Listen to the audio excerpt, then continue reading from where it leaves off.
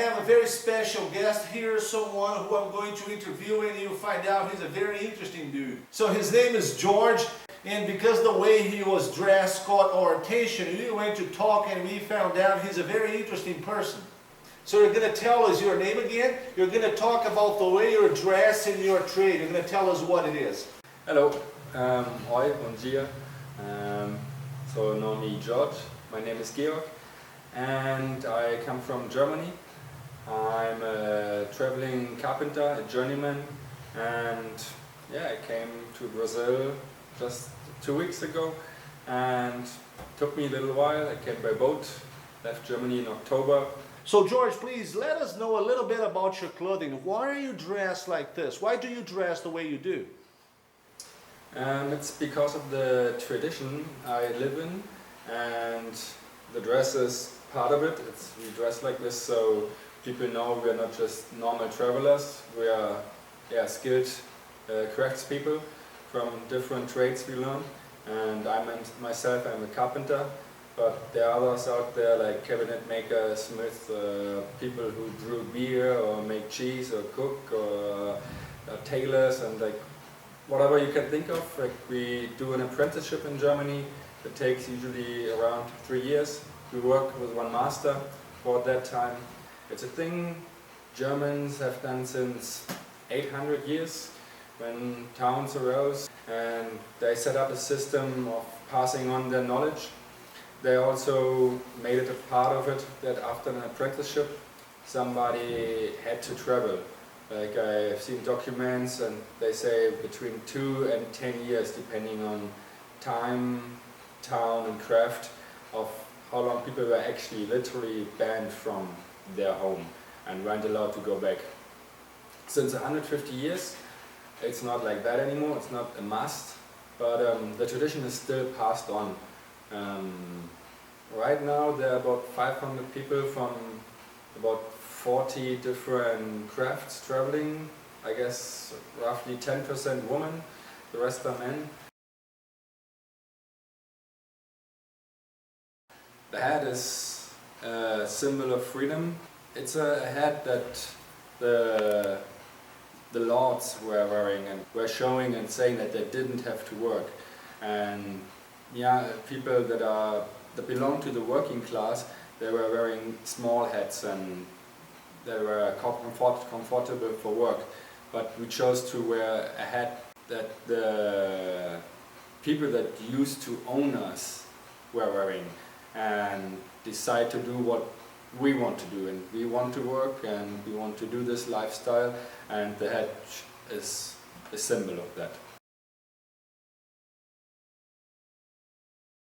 We have different colors for our kluft, we call it, and you can roughly see what the work is we do. So black is usually the color for people working with wood. Brown is the color for people that are connected more with the earth and doing like brickwork or like some gardening, building stuff in the outside area. Blue is smith, like people working with metal. Red is people working with colors or textiles. Black and white is square. It's for people working with food, like brewing beer, making wine, cooking. And for me, I learned carpentry, and I also did a lot of ecological, sustainable building, and I learned a lot about building with straw bale houses.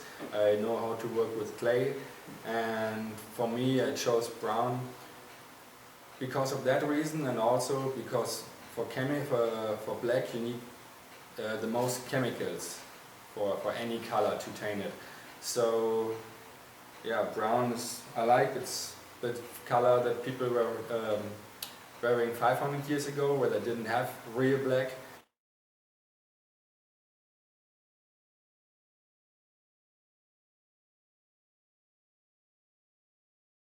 It's my backpack. I did build it myself 2.5 years ago, and the idea I had was to build a backpack where I can connect my things that I put into something I call a Charlie, like some cloth, some really nice ones. I wrap it inside and I can use it for this, I can use it as towel, I can use it for connecting things, for wearing things, for making the place I stay look nice. And I wanted to have a backpack where I can connect these things to, and a backpack that I can disassemble. Here I have some screws, and I can reassemble it as a saw for actually using it as my main tool for building a house. So as you're saying, your backpack's not only a backpack, it is also a multifunctional gear, because it works as the frame where you hold your stuff, where you hang your personal belongings, your coat and the stuff you mentioned, but it is also a saw, right? That's right, yeah. So could you please actually show us the way you do with it, how the saw is assembled and how you work with it?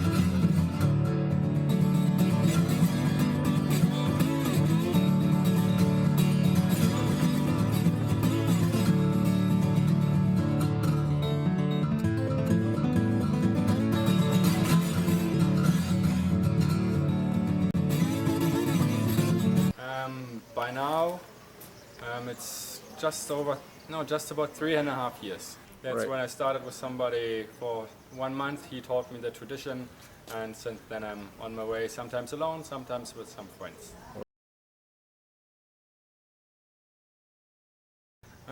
Because it's on my way. I'd like to go to Bolivia right now, afterwards Peru, Colombia, stay in that area, actually learn that language, and Brazil is on the way because I came by boat. I have traveled to many diverse places in Germany, actually staying there for over a little bit more than 2 years. Very interesting place, very diverse, different people, they not even understand each other sometimes.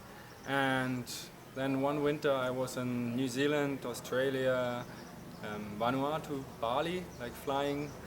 And one winter I was Morocco, Spain, Italy, only on the landway. And yeah, now on my way to here. I was in Cabo Verde and Spain, France, Morocco shortly, and yeah, that's it within the last 3.5 years.